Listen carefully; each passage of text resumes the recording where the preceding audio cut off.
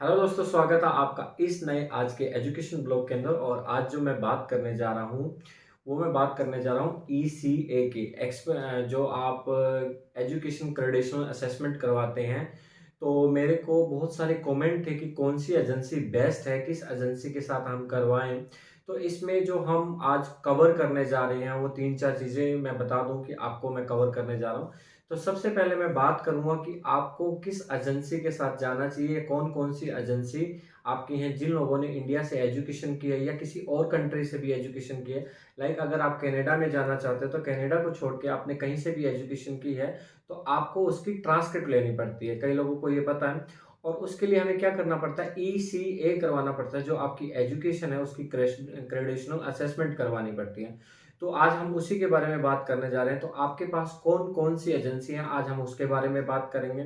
Number two, हम बात करेंगे कि कौन सी एजेंसी बेस्ट है आपकी, ठीक है। और तीसरी बात करेंगे कि कितने फंड आपको लगेंगे।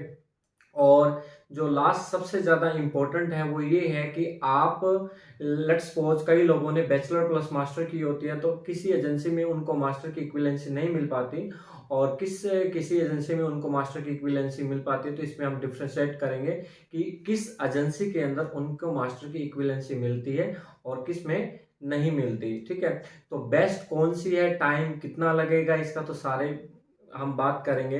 अब देखिए इसका इम्पैक्ट आपका ईसीए का कहाँ पड़ेगा। देखिए जब आप एक्सप्रेस एंट्री का प्रोफाइल बनाएंगे, पीएनपी या कुछ भी आप बनाएंगे कनाडा में जाने के लिए, तो वहां पे आपको ईसीए पूछा जाएगा, आपकी एजुकेशन क्रेडेंशियल असेसमेंट पूछी जाएगी कि यहाँ की एजुकेशन वहाँ की किस एजुकेशन के आपके इक्वल है और उसके आपको कितने रिमार्क्स मार्क्स मिलेंगे, ठीक है। तो ये सबसे ज्यादा इंपॉर्टेंट था। तो सबसे पहले मैं बात करने वाला हूँ कि आपकी कौन कौन सी एजेंसी हैं। देखिए जो सबसे ज्यादा फेमस चलती है वो WES है, क्योंकि ये शॉर्ट टाइम में आपको जल्दी इवेल्युएट कर देती है, बट इसके कई मेरिट्स और डीमेरिट्स भी हैं। उसके बाद जैसे IQES है, ICES है, CES है, और ICAS भी आपकी एक एजेंसीज है। इसके साथ PEBC है, कई लोगों ने जिन्होंने लॉ किया होता है उनकी अलग उनकी बार काउंसलिंग बॉडी होती है, जिन्होंने मेडिकल लाइन से किया होता है उनकी मेडिकल लाइन की बॉडी होती है। तो ये अलग अलग एजेंसीज हैं जो आपकी ईसीए करती हैं।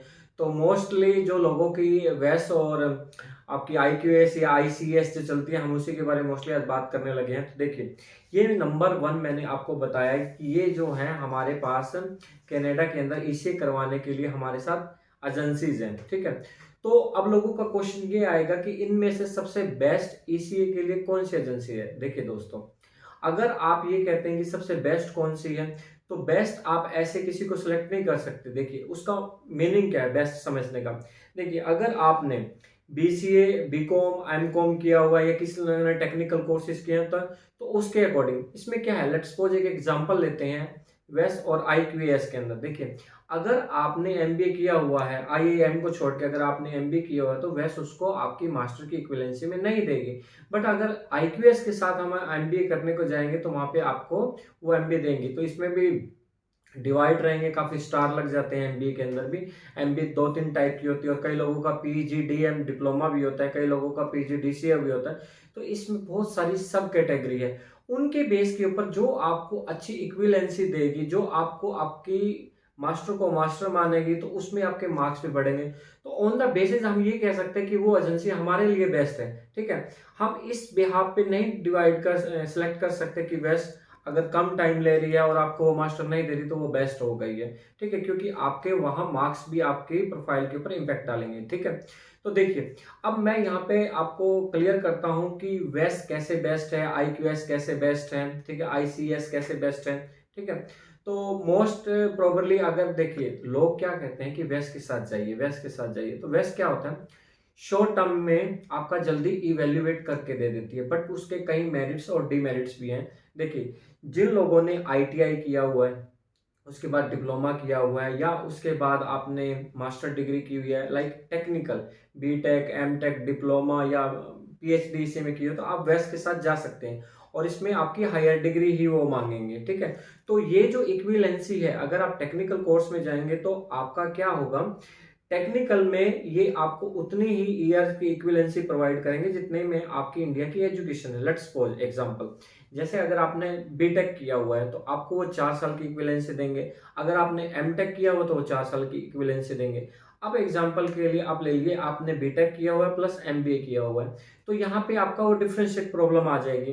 वो बीटेक की इक्विवेलेंसी के तो आपको 4 साल मानेंगे, बट वो एमबीए को वो 4 आपकी 2 साल की मास्टर डिग्री की इक्विवेलेंसी नहीं प्रोवाइड करेंगे। तो यहाँ पे जिन लोगों ने जैसे टेक्निकल कोर्सेज का मैंने एग्जांपल दिया तो वो वैस के साथ जा सकते हैं, बट जिन लोगों ने बीटेक प्लस एमबीए किया हुआ वो नहीं जा सकते वैस के साथ, उनको जाना रहेगा आईक्यूएएस के साथ। देखिए अब आईक्यूएस में क्या है, यहाँ पे आपकी आईक्यूएस बीटेक को बीटेक की 4 साल की इक्विवेलेंसी के इक्वल देगी, बट जो अगर आपने एमबीए किया हुआ है तो आईक्यूएस उसको 2 साल की मास्टर की इक्विवेलेंसी के इक्वल मानेंगी। ठीक है, तो देखिए अब मैंने 2 कॉम्बिनेशन बनाए, बीटेक और एमबीए का, और आपका क्या बनाया मैंने, बीटेक और एमटेक का बनाया। ठीक है, तो इसमें आपकी आईक्यूएस बेस्ट हो गई है। ठीक है, तो इसके अकॉर्डिंग हम ये कह सकते हैं, अगर 2 डिफरेंशियल केस कहें तो अगर टेक्निकल में जाना तो वेस्ट बेस्ट है, अगर टेक्निकल प्लस मैनेजमेंट में जाना तो आईक्यूएस बेस्ट है। ठीक है, यहाँ पे अगर फीस देखें तो एक लोगों का क्वेश्चन बीच में आ जाता है, मैं इसको आगे लूंगा जाके, फीस के ऊपर हम बात करेंगे कि किसकी कोर्स वाइज फीस है या आप कितने नंबर ऑफ डिग्री अप्लाई कर रहे हैं तो उसके अकॉर्डिंग कितनी फीस है, ये हम आगे आएंगे। देखिए ठीक है, अब देखिए अगर मैं आपको कहूं कि आपने बीकॉम और एमकॉम किया है तो हम एक मानते हैं कि हम उसकी इक्विवेलेंसी वेस्ट के साथ चेक कर रहे हैं, और एक हमने बीकॉम और एमकॉम किया है, एक उसकी इक्विवेलेंसी हम किसके साथ चेक कर रहे हैं, आईक्यूएस के चेक कर रहे हैं। अगर अब हम इनको डिफ्रेंशिएट करेंगे कि कौन सी एजेंसी बेस्ट है तो ऐसे नहीं किया जा सकता। देखिए जिन लोगों ने बीकॉम प्लस एमकॉम किया है तो उसको वेस्ट क्या देगा, अगर जिन लोगों ने बीकॉम प्लस एमकॉम किया उसको आईक्यूएस क्या देगा। देखिए अगर आपने बीकॉम प्लस एमकॉम किया हुआ है तो उसको आपका वेस्ट क्या देगा, वेस्ट उसको क्या कहेगा, आपकी बीकॉम को वो लिखेगा बैचलर डिग्री 4 ईयर मानेगा। ठीक है, और आपकी एमकॉम को क्या मानेगा, वो कहेगा पोस्ट ग्रेजुएट डिप्लोमा 1 ईयर। देखिए अब आपकी बीकॉम को उसने क्या किया, 4 साल की इक्विवेलेंसी दे दी। ठीक है, बट आपकी एमटेक को उसने क्या किया है, आपकी पोस्ट ग्रेजुएट डिप्लोमा दिया है 1 ईयर का। अगर आप किसके साथ जा रहे हैं, अगर आप जा रहे हैं वेस्ट के साथ। अब देखिए अब यहाँ पे वेस्ट आपका टाइम तो कम ले रहा है, बट आपकी इक्विवेलेंसी को मास्टर की इक्विवेलेंसी नहीं दे रहा, और ये जाके आगे आपके एक्सप्रेस एंट्री प्रोफाइल के अंदर प्रॉब्लम कर सकते हैं, वहां आपके मार्क्स से कम हो सकते हैं इसकी वजह से, क्योंकि आपको मास्टर की इक्विवेलेंसी नहीं दे रहा है। अगर यही case same as it is case में आईक्यूएस के अंदर लगा देता हूं बीकॉम प्लस एमकॉम का, तो देखिए वहां पे क्या होगा, बीकॉम को क्या लिखेंगे, वो ए 4 year bachelor of commerce degree, मतलब कि वेस्ट और आईक्यूएस यहाँ पे तो इक्वल हो गए। बट अगर मैं यहाँ पे मास्टर की बात करता हूँ, वहां पे मेरे को पोस्ट ग्रेजुएट डिप्लोमा 1 ईयर दिया था, उन्होंने मास्टर डिग्री की तो बात ही नहीं की। बट यहाँ पे अगर कहते हैं तो वो क्या कहते हैं, a 1 year of master of commerce degree program, मतलब कि आईक्यूएस ने उसको 1 साल की मास्टर की इक्विवेलेंसी के इक्वल दे दिया है मेरे को। तो देखिए, तो ये एक एग्जांपल था बीकॉम एमकॉम का, मैंने वेस्ट के साथ भी आपको बताया और आईक्यूएस के साथ भी आपको बताया। आईसीईएस के साथ भी आप जा सकते हो, वो भी 1 ईयर का देंगे, बट उसके अंदर काफी इंडिया जो प्राइवेट यूनिवर्सिटीज हैं उनको काफी स्ट्रॉन्ग पैरामीटर के ऊपर मेजर करते हैं, काफी यूनिवर्सिटियों को वो एग्रीगेट नहीं करते हैं, उसके लिए आपको डिफरेंट पैरामीटर चेक करने पड़ेंगे।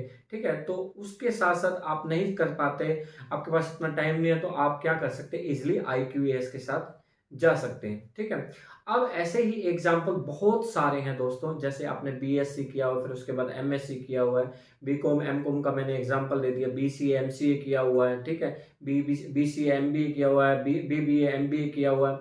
अब यहाँ पे डिप्लोमा की बात भी करते हैं हम। देखिए तो मैं अगर बात करता रहूंगा ऐसे ऐसे तो बहुत सारे नंबर ऑफ कोर्सेज है।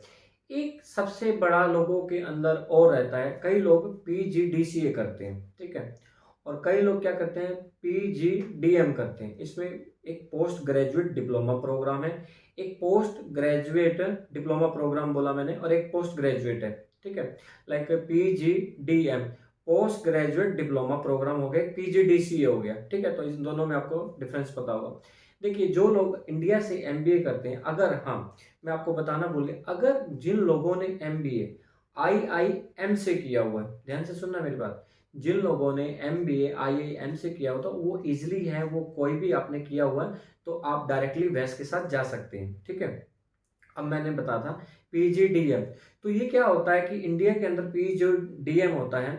तो अब देखिए इसको आईक्यूएएस के साथ, कई लोग मेरे से पूछते हैं कि पीजीडीएम में प्रॉब्लम रहती है तो उनको हम किस एजेंसी के साथ जाएं जो हमें मास्टर की इक्विवेलेंसी प्रोवाइड करे। बट इसके अंदर एक चेक लगा हुआ है दोस्तों, इसके अंदर आप पीजीडीएम किया होता तो वैसे तो आपको देने वाला नहीं है, तो बट आप किसके साथ जा सकते हैं, यहाँ पे आईक्यूएस के साथ जा सकते हैं। बट उसके लिए आपको स्टार के साथ चेक करना पड़ेगा। स्टार चेक क्या है, देखिए जिस इंस्टीट्यूट्स का पीजीडीएम प्रोग्राम एआईसीटी से अप्रूव्ड है, ठीक है, और उनका जो इंस्टीट्यूट्स है वो एआईयू के अंदर आता है, ठीक है।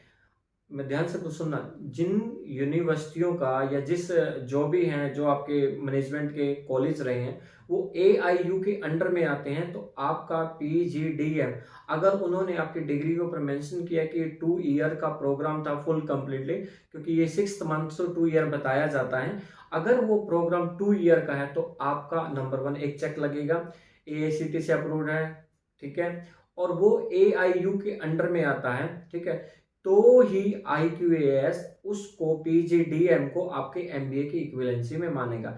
अगर वो पीजीडीसीए को एआईयू के अंडर में आता है और एमबीए मानेगा तो आपकी वो जो इक्विवेलेंसी है वो उसको एमबीए की इक्विवेलेंसी 2 ईयर की मास्टर डिग्री के इक्वल ही उसको मानेगा, ठीक है।